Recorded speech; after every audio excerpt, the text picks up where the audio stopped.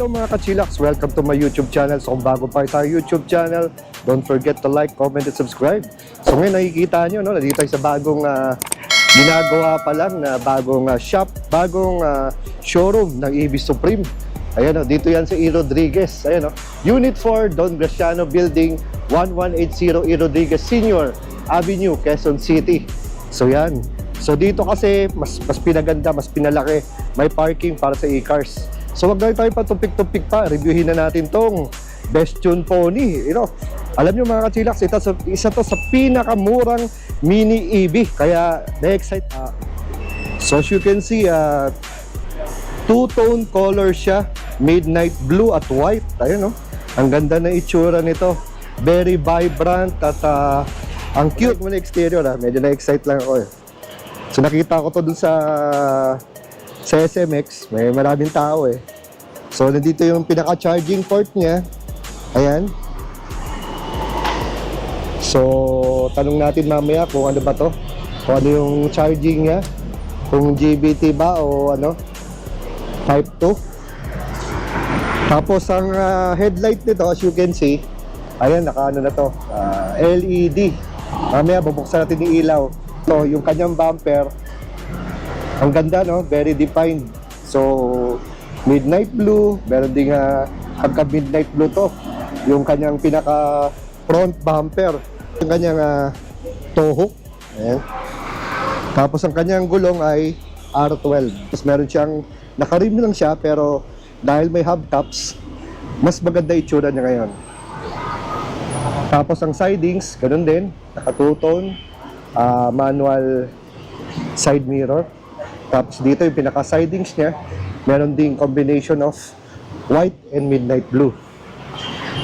Then yung kanyang door handle ay ano na rin, body color na rin. Tapos dito yung kanyang likod, as you can see, meron tayong third brake lamp, and yung pangalan na Best Tune, and very defined na yung kanyang rear tail light.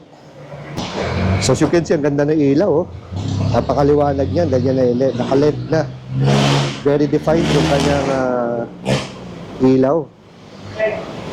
Then yung kanyang rear bumper. Ang ganda to mini EV kasi ito ay less than 1M. Pero tignan nyo naman yung itsura, ang ganda. Ika nga, magandang pang IG, magandang pang picture-picture. Exterior pa lang, hindi halatang napaka-basic ng kanyang presyo. Kaya marami pa kayo hindi nakakaalam eh na merong mini EV na ang pangalan ay Best Tune Pony. Dito meron tayong antena. Ayan.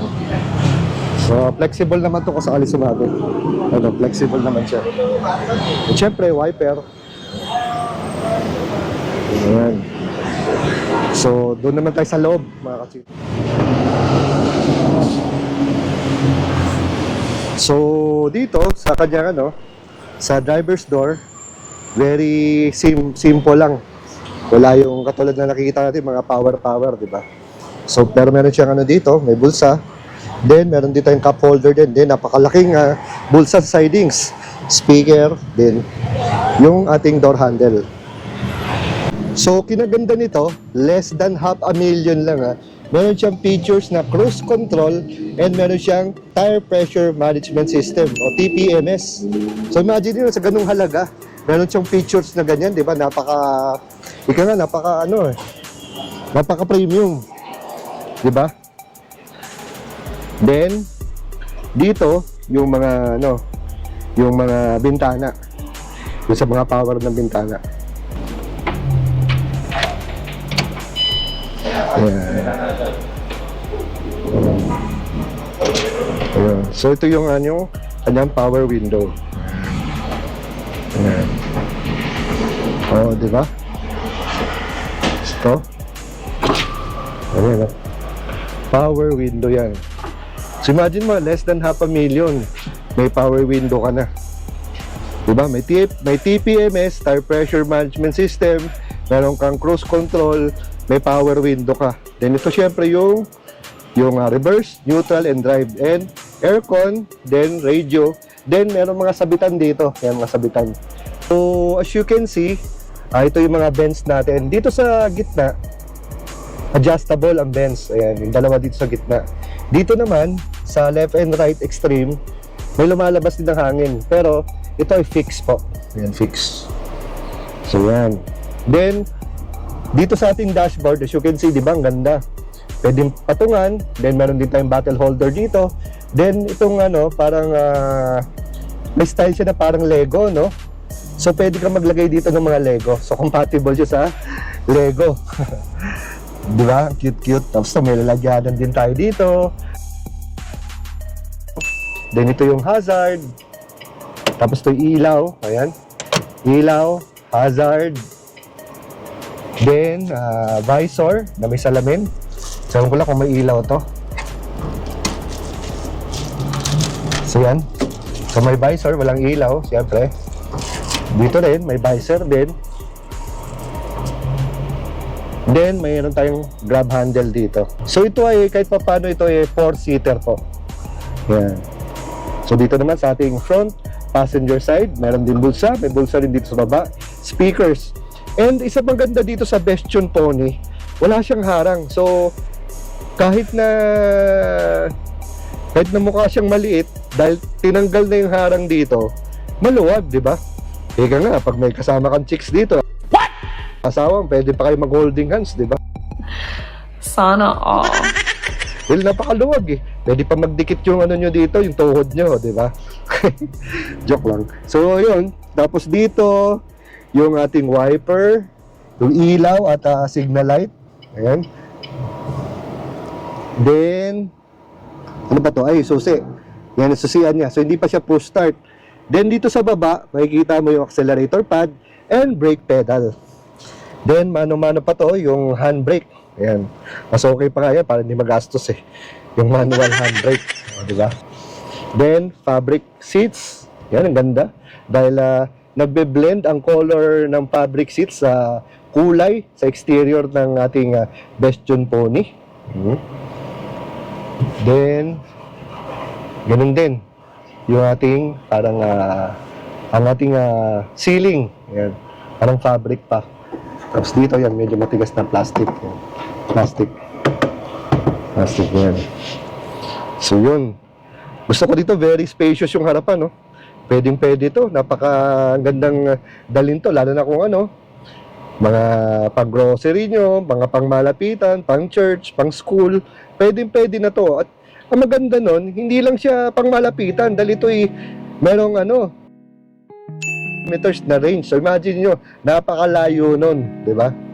So computein nyo na lang. Tingnan sa ways yung kilometers. Kaya niya abutin. And the best expressway legal.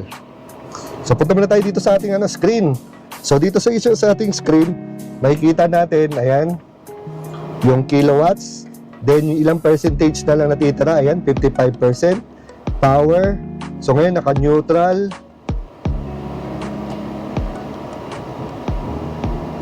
Naka-neutral siya. So ito yung oras. So siguro ito yung mileage. Ayan. Yung parang trip A, trip B. So ngayon ito naka-park. So ngayon naka siya, eco mode. So yung mga modes niya, mga kachilaks andi dito, ayan. So yung modes niya, ayan. Sports, ayan. So nakikita nyo, pag sports, ganyan yung itsura. Tapos pag naka-eco, ayan. So syempre pag sports, mas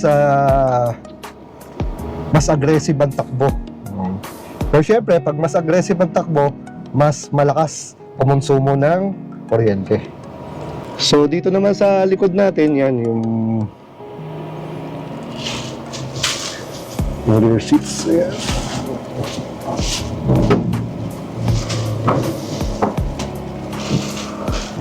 So yan, ito yung sa ating rear seats. Ayan. So yun, ito dito si Sir, sa likod. So papakita natin. So very grown adult to, malaki to si Sir. Pero still, kasyang-kasya siya. To think na ito ay mini EV Bestyon Pony. So kasyang-kasya pa ang 2 grown adults. Yan. Kasi minsan, madalas, pagka sinabi natin mini EV, medyo alanganin na para sa pagka kasi mini EV, alanganin na madalas ang adult sa likod. Lalo na yung mga SUV na combustion engine, di ba? Yung third row. talagang sobrang sikip na. Dito kahit papano ay kasyang-kasya ang mga 2 grown adults. Siguro medium or large build, kasyang-kasya sa likod. So yun sir, about nung parang may promo pa to, no, si Bastion Pony. Ano nga ba yun sir? Ang SRP kasi niya 588,000. Tapos hanggang sa katapusan ng taon, meron tayong 100,000 pesos na discount for Wow. cash price, cash purchases. Mm-hmm. Tapos kapag yung mga credit card pwede rin. Meron tayong 80,000 pesos na discount para sa credit card transactions gamit ng kahit anong credit card. Meron din tayong bank financing gamit ang BPI, China Bank, BDO at Sterling Bank. So paano sir yung about nung kunwari gusto nilang pagpa-check up, saan nila pwedeng dalhin itong Bastion Pony natin? Yung Bastion Pony, meron po tayong pwedeng pagdalhan na kasa sa C3 sa Caloocan. Yun. Tapos sir, ano bang warranty ng Bastion Pony? Ang warranty nito ay 3 years para sa sasakyan, tapos 6 years para sa motor at sa battery. 6 years, motor and battery. 6 years. So not bad, no? Pero mo, imagine mo, Para sa ganung presyo. ganung presyo. So tama ba ako? Dahil sa promo, ang presyo na lang nito ay 488 488 na lang po hanggang sa katapusan ng taon. katapusan ng taon. So meron pa silang hanggang December 31 Yes sir. Yes sir. para humabol. So ito ba, marami pang unit available. Marami pa. Marami pa. Tsaka lahat ng kulay available pa po yan. Available. Ayun sir, paano nabanggit sa akin nung partner mo sir, si Sir Mike customizable? Customizable, maraming mga stickers, accessories, Ayun. tulad nung sa harap. Oo. Yung pilik mata, pwedeng lagyan sa headlight para magmukhang cartoon yung itsura. Oo. Tapos yung mga stickers sa gilid, readily available po yan. First tayo, ano nga ulit ang basic specs nito ating Bastion Pony? Ang basic specs niya, bali, ang max power niya is 20 kilowatts. Umaabot ng 85 newton meters yung torque niya sa 13.9 kilowatt hours na battery. Ngayon, yung mas importante nating malamang spec ay yung range tsaka yung charging time. Yung range niya, umaabot siya ng 170 kilometers sa isang full charge. Wow. Tapos ang isang full charge niya gamit nung fast charger, 4 to 5 hours lang. Oh, From bilis 0 to 100 na full charge na siya. Tapos dahil ang top speed nito kaya niyang umabot ng 100 kilometers per hour, so expressway legal siya. Yun, ang maganda. So sir, pag kina-charge to, anong gamit na charging port nito? Anong ginagamit na Ang saksakan po niya is GBT. GBT? Yung port niya. Yung mga nasa mall kasi ginagamit type 2, pero may nabibiling accessory para Accessory. maging compatible sa ganun. Ayun. So yung ito sir, wala na ring spare tire, no? Wala na po siyang spare tire. Oo. Meron lang po siyang tire repair kit. Tire repair kit. Ayun. So sir, yung mga gusto mag-avail nito sir, saan ba pwede sila pumunta para makita yung showroom at makapag-test drive? Nandito sa Unit 4 ng Don Graciano Building, 1180 E. Rodriguez Avenue, Quezon City. Madali po hanapin, nasa tapat lang po siya ng Christ the King. Ayun, Malapit sa Hema District. Sa atin, pwede ko sila i-assist, no? Pwede sir. Di ba? Para at least mas lalo nila maintindihan, ma-enjoy nila yung sasakyan. At syempre, may parking slot dito ngayon, dito sa bago nyong showroom. Maraming parking slots dito, hindi na kagaya sa kabila na street Kabila parking. sa Amaranto, no? Medyo alanganin para sa 4 wheels. Dito, madali yung pumarada, madali. Sir, well, sabi ko nga pala, ito na ang Bastion Pony, ito na po yung pinakamurang 4-wheeled electric vehicle sa Pilipinas ngayon. 488,000 lang po hanggang sa katapusan ng taon. Oo. Kaya ika nga, no? Huwag na sila patuntik-tuntik pa, no? Pumasyal na sila dito sa EV Supreme para at least isa silang mauuna at makuha pa nila yung promo dahil sayang din yung 100,000 less, no? Kasi Tama, after nung promo, balik ulit sa 588, no? Pero sa halagang 588, good, excellent value for money pa rin siya. Correct. Oo. So, don't take our word for it, di ba? Try niyo. Try nila, di ba? Test it. Ayun.